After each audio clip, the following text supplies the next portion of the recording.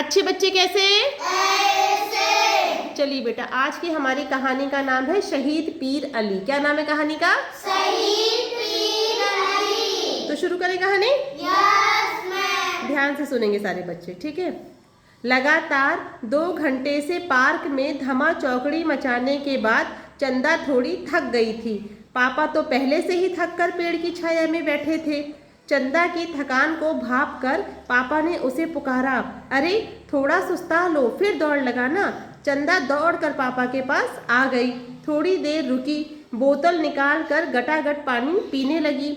अचानक चंदा ने पापा से पूछा, पापा इसे शहीद पीर अली पार्क क्यों कहते हैं? पापा इस सवाल के लिए तैयार नहीं थे। उन्होंने अचकचाकर चंदा की तरफ देखा। चंदा ने फिर वही सवाल दोहराया तो पापा को बोलना ही पड़ा।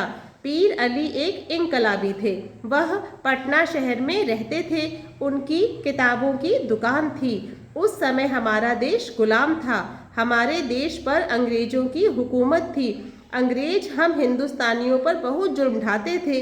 कोई भी अपनी मर्जी से कुछ नहीं कर सकता था।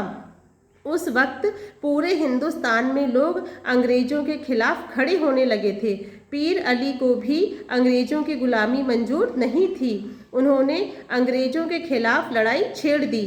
अंग्रेजों ने उन पर बहुत जुल्म ढाए, मगर पीर अली न झुके न टूटे।